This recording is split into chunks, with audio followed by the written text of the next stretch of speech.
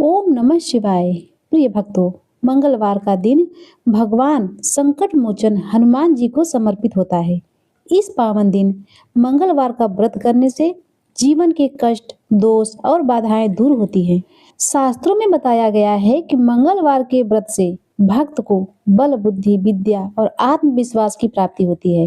इस शुभ दिन लाल वस्त्र धारण कर श्रद्धा भाव से हनुमान जी का पूजन करना चाहिए और मंगलवार व्रत कथा का श्रवण करना चाहिए। हनुमान जी की कृपा से भक्तों के सभी संकट दूर होते हैं और जीवन में सुख, शांति व सफलता का मार्ग प्रशस्त होता है। तो प्रिय भक्तों, आज मैं सुना रही हूँ मंगलवार के दिन सुनी जाने वाली मंगलवार की बड़ी ही दुर्लभ पौराणिक व्रत कथा, जिसे आप सभी भक्तगण बड़ी श्रद्धा तथा प्रसन्न चित्त मन से पूरा अवश्य ही सुनिएगा। तो आइए जय सिया राम का उद्घोष करते हुए कथा का श्रवण करते हैं। एक नगर में एक ब्राह्मण परिवार रहा करता था। उस परिवार में सिर्फ पंडित दुर्गेश ही थे। वह अपना जीवन यापन यजमानों से मिली दक्षिणा से ही करते थे। माता तो बचपन में ही चल बसी थी और अब पिता का साया भी सर से उठ चुका था। सुबह खाना बनाकर खाते, फिर काम पर चले जाते। शाम को वापसी के बाद आराम भी नहीं करते और आते ही खाना बनाने में जुट जाते थे।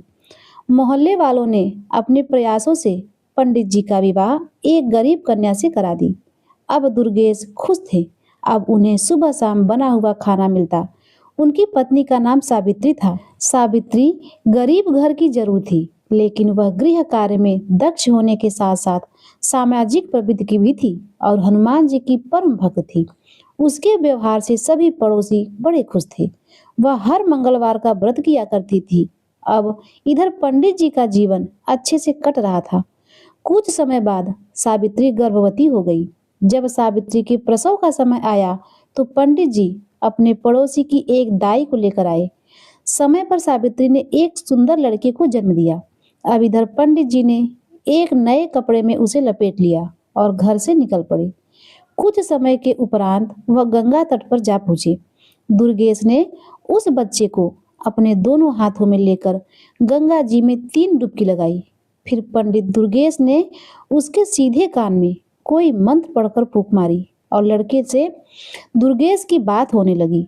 पंडित जी ने उस बच्चे से पूछा, बताओ, आप मेरे कर्जदार हो या मैं आपका कर्जदार हूँ, और मैं कितने का कर्जदार हूँ? बच्चे ने कहा, मेरे 50 रुपए आपके ऊपर है, आपने दिए नहीं थे। आपके बच्चों ने भी आपका कर्ज नहीं चुकाया था। इतना सुनकर पंडित दुर्गेश ने उसे 50 रुपए दे दिए और बोला, आपका और मेरा हिसाब चुकता हुआ। तब बच्चे ने कहा, हाँ, हिसाब पूरा हुआ। यह बात सुनकर दुर्गेश ने कोई मंत्र पढ़ा और उसके उल्टे कान में फूंक मारी और उसे गंगा जी में प्रवाहित करके अपने घर चले आए।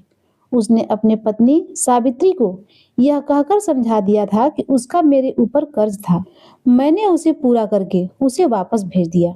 मैं अगर ऐसा नहीं करता तो वह पता नहीं कब तक हमारे यहाँ से जाता। उस समय हमें बड़ा दुख होता। अब सावित्री अपने पति दुर्गेश की बातों से पूर्णतः संतुष्ट थी। जब सावित्री दोबारा से गर्भवती हुई और समय पर एक सुंदर से पुत्र को जन्म दिया तो दुर्गेश ने उसके साथ भी वही करना शुरू कर दिया। वह बच्चे को एक सफेद कपड़े में लेकर गंगा के घाट पर चला गया। वहां पहुंचकर गंगा में घुस गया और बच्चे को गंगा जल में 3 डुबकी लगाई। उसके सीधे कान में मंत्र पढ़कर फूंक मारी और बच्चे से बात की और पूछा, हाँ भाई, गंगा मैया के अंदर हैं हम, और तुम मुझे बताओ कि मैं तुम्हारा कर्जदार हूँ या तुम मेरे कर्जदार हो और कितने के हो? तब बच्चे ने कहा, आपका मेरे ऊपर 100 रुपए का कर्ज बकाया है। अब दुर्गेश ने उसे कहा, देखो भाई, हम गंगा में खड़े हैं और वचन देते हैं कि हम आपको अपने कर्ज से मुक्त करते हैं। मेरा और आपका सब हिसाब बराबर। उसने कहा, हाँ ठीक, जब आप वचन दे रहे हैं तो ठीक है। इतना कहकर दुर्गेश ने उसके उल्टे कान में फूंक मारी और बच्चे को पूर्ण अवस्था में उसको गंगा जी में प्रवाहित कर दिया। यह सब करके वह वापस घर पर पहुंचा और पत्नी सावित्री से बोला, मुझे खाली हाथ देकर बच्चे के बारे में जानने की आपकी इच्छा होगी तो सुनो, उस पर हमारे 100 रुपए का कर्ज था, तो हमने उसे गंगा में वचन दे दिया और उसे ऋण मुक्त कर दिया। हम नहीं चाहते थे कि आगे चलकर वह हमें तड़पा कर जाए। अब सावित्री ने पूछा, ऐसा कैसे? पंडित जी कहने लगे, जब से तुम मेरे घर में आई हो, तुमने देखा कि पंडिताई करके जो कुछ भी मिलता है उससे बचत मात्र की होती है, पर होती तो है। सुबह हमारे 100 रुपए जल्दी ही अदा करके रुलाकर वह चला जाता। हम जीवन भर उसी दुख से जीते रहते। जब हमें उस ऋण चुकाकर उसे भेज दिया और अभी मुंह नहीं था, तो इतना दुख कैसा? पंडित जी की बात सुनकर सावित्री चुप हो गई। उसके पास उस समय कोई और विकल्प नहीं था। फिर भी सावित्री को दुख बहुत था। वह अपनी व्यथा किसी से नहीं कह सकती थी, लेकिन अंदर ही अंदर टूट रही थी। अब वह पहले जैसी हंसमुख नहीं रही। उसका कमल सा चेहरा मुरझाने लगा था। एक दिन एक बुढ़िया ने, जो उसकी पड़ोसन थी, उसे से कारण जानना चाहा। तो सावित्री उस बुढ़िया को बहुत मानती थी, इसीलिए उसके आग्रह को ठुकरा न सकी और अपनी आप बीती उसे बताई। बुढ़िया कहने लगी, देखो सावित्री, हमारा राजा बहुत ही दयालु है और वह सभी की तो सुनता है। कल तुम मेरे साथ चलना और राजा को सब बताना। सावित्री ने उससे कहा, ठीक है माँ जी। अगले दिन जैसे ही दुर्गेश अपने काम पर गए, तो पड़ोसन बुढ़िया आ गई और उसे बोली, चलो सावित्री। अब सावित्री तो तैयार बैठी थी। वह राजा के दरबार में गई और वहां पहुंचने के बाद राजा ने उसकी सारी बातें ध्यान से सुनी। बातें सुनकर राजा ने उस बुढ़िया से कहा, अब यह जिम्मेदारी तुम्हारी है कि आगे जब इसके बच्चा होने को हो, तब तुम मुझे सूचना देना। और सावित्री से कहा, तुम भी भूल मत जाना, इस बुढ़िया को याद से मेरे पास भिजवा देना। इसी आशा में दोनों अपने घर आ गई। सावित्री और पड़ोसन बुढ़िया राजा से आश्वासन मिलने के बाद निश्चिंत हो गई। बुढ़िया तो पूरी तरह अस्वस्थ थी, लेकिन सावित्री अपने दोनों संतानों के बारे में सोच कर ही सिहर जाती, जिसका मुंह भी उसने अच्छी तरह से नहीं देखा था। पर पंडित दुर्गेश तो कोई दुख नहीं था। वह जो कर रहा था अपने भविष्य को ही सोच कर रहा था। दुर्गेश ने अपने असीम प्रेम और स्नेह से सावित्री को महान दुख से उबाल लिया। अब दोनों में परस्पर प्रेम की धारा बहने लगी और सावित्री फिर से हनुमान जी की पूजा अर्चना करने लगी। इसी का प्रताप यह हुआ कि सावित्री ने तीसरी बार गर्भ धारण किया। सावित्री ने अपने पड़ोसन बुढ़िया के माध्यम से राजा को भी संदेश भिजवा दिया। राजा ने उसको समझा दिया कि चिंता मत करना, जब प्रसव होने वाला हो तो मुझे सूचित कर देना, मैं सब कुछ अपने आप देख लूंगा। सावित्री खुश होने के साथ साथ पिछली यादों से परेशान थी।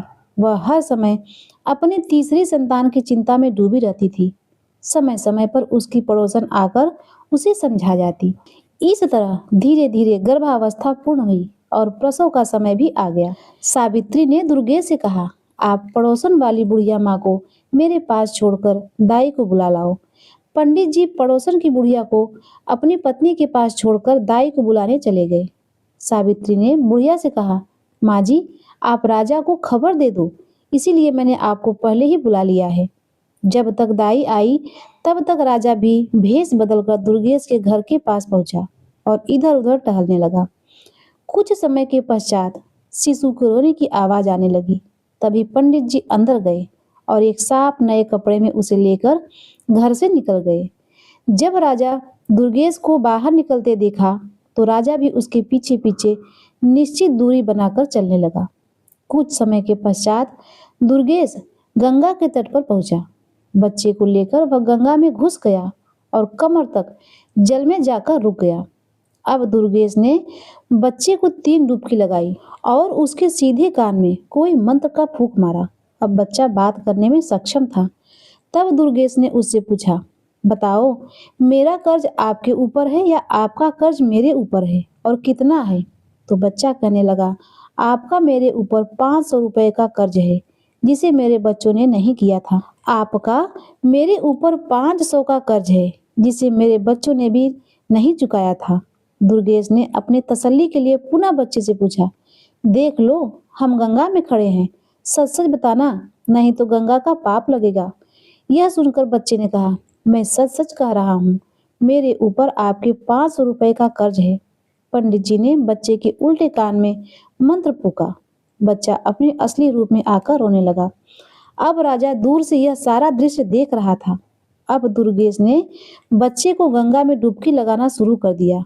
राजा कुछ करता इससे पहले ही दुर्गेश 3 डुबकी पूरी करके बच्चे को कपड़े में लेकर जल से बाहर निकलकर किनारे पर आ गया।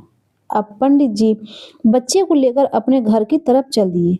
राजा के मन में अब यह जानने की उत्सुकता बढ़ती जा रही थी कि आखिर इसने पहले दोनों बच्चे गंगा में प्रवाहित क्यों किए। अतः राजा ने अपने असली रूप में आकर दुर्गेश को रोक लिया। दुर्गेश ने राजा को देखकर उसको सलामी दी। तो राजा ने दुर्गेश से पूछा, यह बताओ तुम अपने दोनों बच्चों को गंगा में प्रवाहित क्यों करके आए। दुर्गेश कहने लगा, महाराज आप इस बात को अच्छी तरह से जानते हैं कि एक पंडित को पंडिताई में क्या मिलता है। किसी ने 1.25 आने दे दिया तो किसी ने थोड़ा बहुत अनाज दे दिया, कुल मिलाकर पेट पूजा हो जाती है। पैसे बचाना तो दूर की बात। इसीलिए मैंने अपने विद्या से उन दोनों बच्चों से पूछ लिया कि उन पर मेरा कर्ज है या उनका मेरे ऊपर कर्ज है। तो पहले बच्चे का मेरे ऊपर कर्ज था, दूसरे के ऊपर मेरा कुछ था, पर वह इतना था कि वे दोनों ही हमें छोड़कर चले जाते, हमारी तो कमर ही टूट जाती। इसीलिए उन दोनों के हिसाब चुकता करके वहीं गंगा में प्रवाहित कर दिया। राजा ने कहा, फिर इसे क्यों बचाया। पंडित दुर्गेश कहने लगे, इस पर मेरा 500 है। उम्मीद है कि यह हमारा अंतिम संस्कार अपने हाथों से ही करेगा। राजा पंडित जी की बातें सुनकर आश्चर्यचकित हुआ। साथ ही यह जानकर तसल्ली भी हुई कि जैसे भी हो सावित्री को अपना बच्चा तो मिल गया। दुर्गेश बच्चे को लेकर घर पहुंचा। यह देखकर सावित्री मन ही मन राजा साहब को धन्यवाद करने लगी।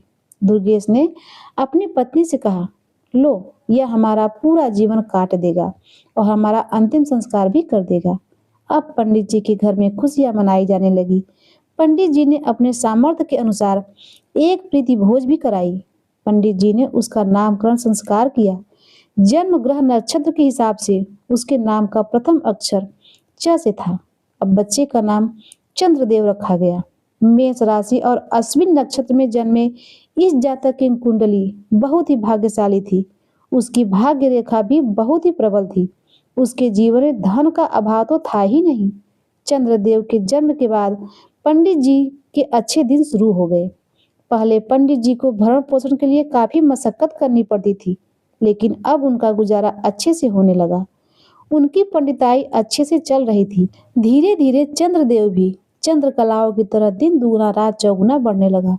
5 वर्ष का होने पर उसे एक संस्कृत स्कूल में दाखिला दिया गया। चंद्रदेव पढ़ने में बहुत तेज था। पंडित जी शाम के समय अपना 1 घंटा बेटे को ज्योतिषी सिखाने में लगा देते। बेटे चंद्र की बुद्धि विलक्षण थी। उसे जो मंत्र बताए जाते उसे कंठस्थ करना उसके लिए बाएं हाथ का खेल था। संस्कृत में प्रथमा करने तक उसने अपने पिता दुर्गेश से ज्योतिषी में भी पूरी दीक्षा प्राप्त कर ली। चंद्रदेव प्रथमा करने तक एक अच्छा नवयुवक हो चुका था। 14 वर्ष की उम्र में भी वह 18 का लगता था। पंडित जी और पंडित जी की पत्नी दोनों ही अपने पुत्र को इस तरह बढ़ता देखकर मन ही मन भगवान की शुक्रिया अदा करते। सावित्री अपने पुत्र को निहारती और भगवान का धन्यवाद करती। हनुमान जी को धन्यवाद देती, राजा का भी धन्यवाद करती। उसे तो यह पता ही नहीं था कि उसमें राजा का कोई योगदान नहीं है। अब चंद्रदेव ने प्रथमा के बाद आगे की शिक्षा के लिए अपने माता पिता को मना कर दिया। उसने माँ से कहा, माँ मैं भी पिताजी के साथ काम में हाथ बटाना चाहूंगा। माँ ने कहा, बेटा अभी तेरी उम्र ही क्या है, खेलो खाओ और आगे दुनियादारी को समझने की कोशिश करो। यह काम तो सारी उम्र ही तुम्हें करना है। इस पर चंद्रदेव ने कहा, माँ जब मुझे पंडिताई करनी ही है तो बाद में क्यों, अभी से क्यों नहीं। विद्या तो कोई भी हो उसे जितना उपयोग करोगे उतनी बढ़ोतरी होगी। कल पूर्णिमा का दिन है तो मैं भी कल से काम पर जाऊंगा। अब पंडिताइन मन ही मन बहुत खुश हो रही थी। चलो अब उसके घर में 2-2 कमाने वाले हो गए हैं। थोड़ा पैसा इकट्ठा करके हम अपने बेटे का विवाह ही कर देंगे और मजे से उसकी दुनिया में रम जाएंगे।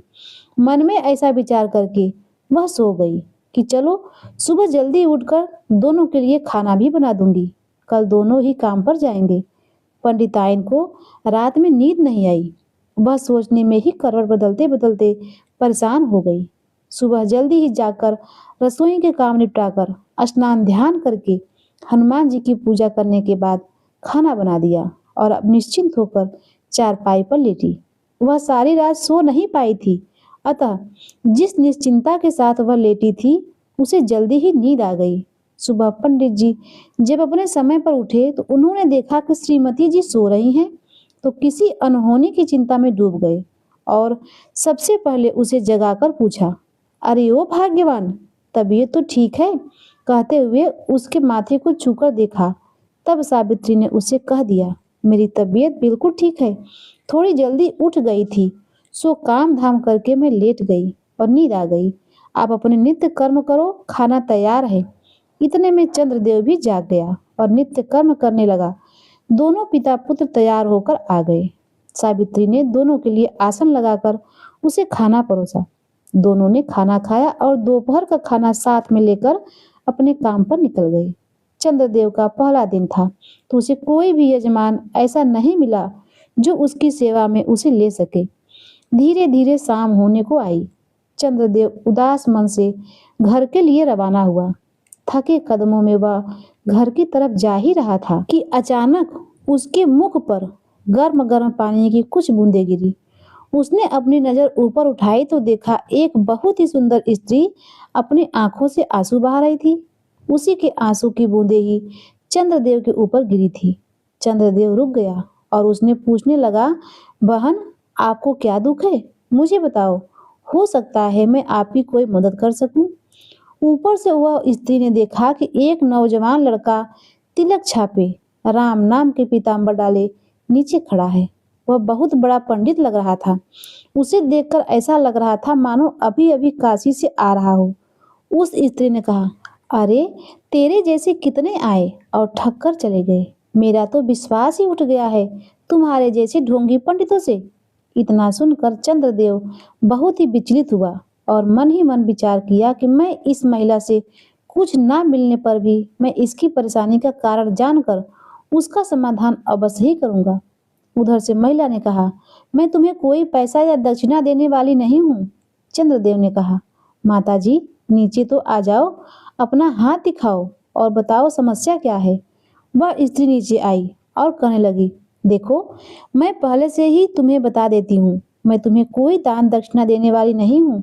बाद में तुम दक्षिणा के लिए नाम पर मुझे ठगना चाहो। चंद्रदेव ने कहा, बहन मैं कोई ढोंगी नहीं हूँ, इसी शहर का निवासी हूँ, पंडित दुर्गेश जी का पुत्र हूँ। मेरा नाम चंद्रदेव है। मैं एक ज्योतिषी हूँ, इसी मोहल्ले में रहता हूँ। हाँ, दूसरी बात है, मैं आपका रोना देखकर दुखी हुआ हूँ, इसीलिए पूछ लिया। अब आपकी मर्जी है, जानना चाहती हो या नहीं। वह स्त्री कहने लगी, ठीक है, तुम जो भी कहो, इतना समझ लो मैं तुम्हें पैसा देने वाली नहीं हूँ।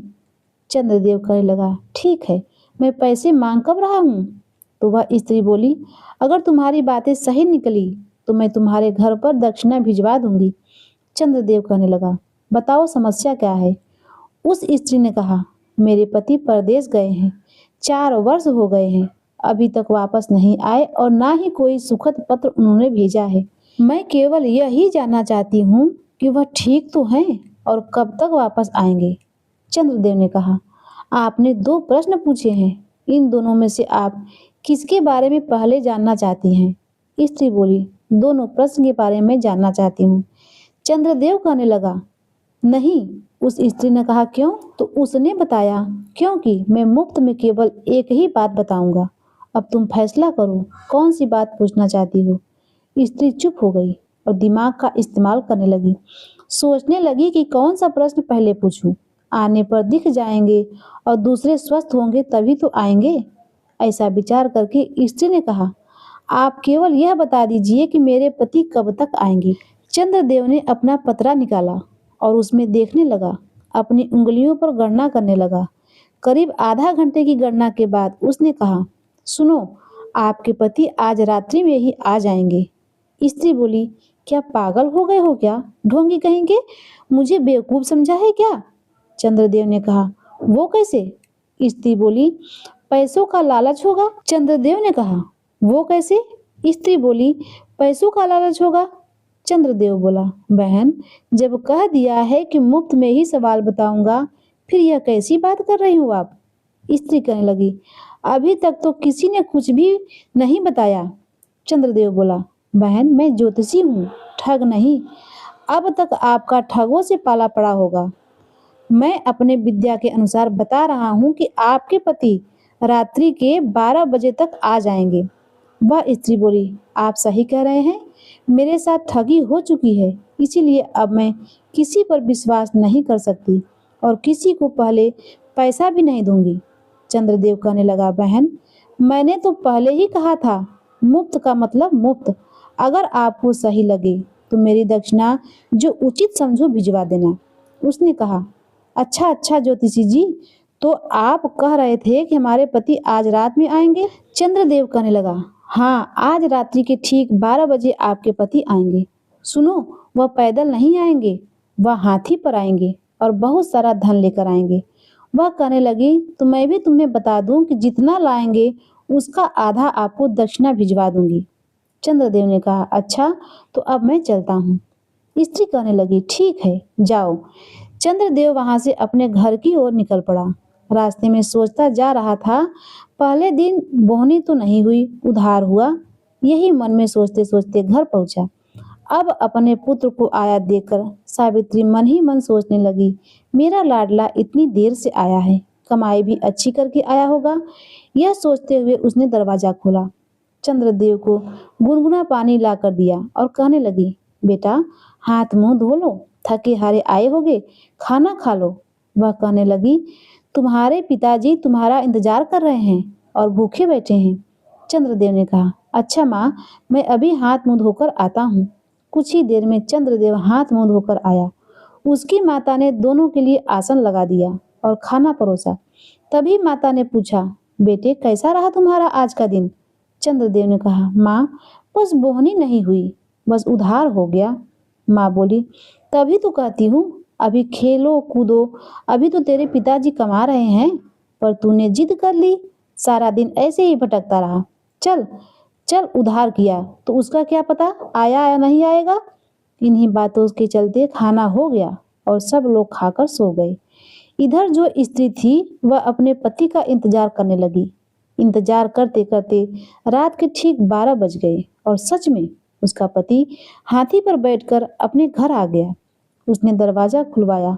उसकी पत्नी ने दरवाजा खोला और वह यह सोचकर बड़ी ही प्रसन्न हुई कि वाकई में वह लड़का बहुत ही बड़ा ज्योतिषी है, उसे इनाम देना चाहिए।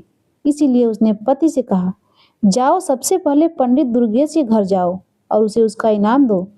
उसी की वजह से मुझे पता चला कि तुम आने वाले हो, उसके बाद ही घर में कदम रखना। अब वह आदमी बहुत समझाता है कि भाग्यवान, पहले घर में तो आने दो, नहीं पहले आप जब तक वह दक्षिणा देकर नहीं आएंगे घर में मत आइएगा। अब वह ठीक है कहकर पंडित दुर्गेश के घर चला गया और आधी रात में दरवाजा खुलवाया और पंडिताइन को एक थाली सोना चांदी जवाहरात देकर कहा, पंडिताइन यह तुम्हारे बेटे का दक्षिणा है, तुम्हारे बेटे ने भविष्यवाणी की थी, उसी से प्रसन्न होकर मेरी स्त्री ने यह भिजवाया है। वह देकर अपने घर चला गया। पंडिताइन इतना सारा सोना चांदी देखकर बड़ा खुश हुई और परात को अंदर रखकर डलिया से ढककर वह मन ही मन सोचने लगी, पंडित जी ने तो बस ऐसे ही कहा, मेरे बेटे ने एक ही दिन में घर भर दिया। अब यह कहकर वह सो गई। जब सुबह हुई तो पंडित दुर्गेश अपने नित्य नियम पर उठकर देखने लगे, पंडिताइन अभी तक सो रही हैं। उन्होंने कहा, पंडिताइन आज क्या हुआ, तुम अभी तक सोई हुई हो? इतना सुनते ही पंडिताइन को तेवर चढ़ गया और बोली, बहुत ज्यादा कमा कर लाते हो ना, मेरा बेटा कल पहली बार इतना लाया है कि पूरा घर भर गया। पंडित जी यह सुनकर चौंक गए और बोले, पंडिताइन तुम क्या बात कर रही हो? पंडिताइन ने कहा, हाँ सही कहती हूँ, तुम्हारे पुत्र ने कल जो उधारी किया था ना, उसे रात में ही जजमान पहुंचा दिया। यह देखो, एक परात भरकर मुद्राएं हैं। यह देखते तो पंडित जी अपने सर पर हाथ धरकर तुरंत जमीन पर बैठ गए और रोने बिलखने लगे। पंडिताइन यह देखकर पूछने लगी तो पंडित जी ने कहा, अरे भाग्यवान, पहले तू घर के अंदर जाकर तो देख तेरा पुत्र जीवित है या नहीं। पंडिताइन आंखें निकाल कर देखने लगी। अब वह भागी भागी घर के अंदर गई तो देखा उसका पुत्र मरा पड़ा है और वह जोर जोर से रोने लगी। यह देखकर पंडित जी की कहा, पंडिताइन, मैंने कहा था ना, पूर्व जन्म के उसने अपने सभी कर्जों को चुकाकर हमसे मुक्ति पा ली, इसीलिए तो हम उसे कमाने देना नहीं चाहते थे। अब तुम हनुमान जी की पूजा करो, अब वही तुम्हारे पुत्र को वापस ला सकते हैं। यह सुनकर पंडिताइन बिना अन्न पानी के 1 हफ्ते तक उपवास करती रही। जब हफ्ता पूरा हुआ तो वह मरणासन हो गई।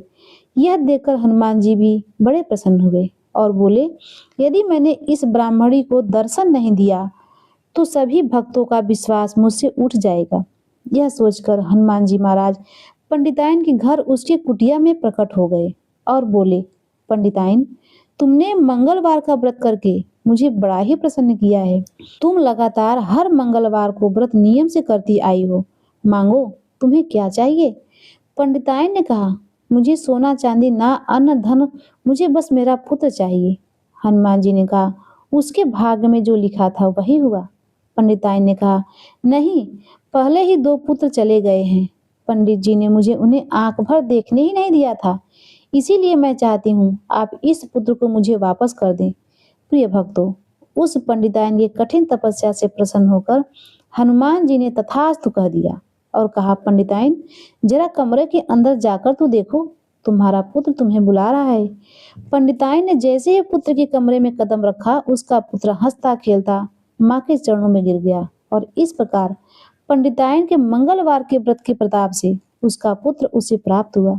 तो प्रिय भक्तों, मंगलवार का व्रत अष्ट सिद्धियों 9 निधियों को देने वाला है। माता सीता ने हनुमान जी को यह आशीर्वाद दिया है कि मंगलवार के दिन जो उनकी पूजा करेगा एवं व्रत कथाओं का श्रवण करेगा तो वह धन, पुत्र, आरोग्य सभी प्रकार के सुखों से परिपूर्ण होगा। वह हर प्रकार के संकटों से मुक्त रहेगा। तो बोलिए बजरंग बली महाराज की जय। जय जय सिया राम, जय जय सिया राम। ओम नमः शिवाय। प्रिय भक्तों, यदि हमारी कथाएं आपको पसंद आती हों तो हमारे वीडियो को लाइक और चैनल को सब्सक्राइब करना न भूलिएगा। मिलते हैं इसी तरह से धार्मिक और आध्यात्मिक व्रत कथाओं को लेकर अगले वीडियो में। तब तक के लिए नमस्कार।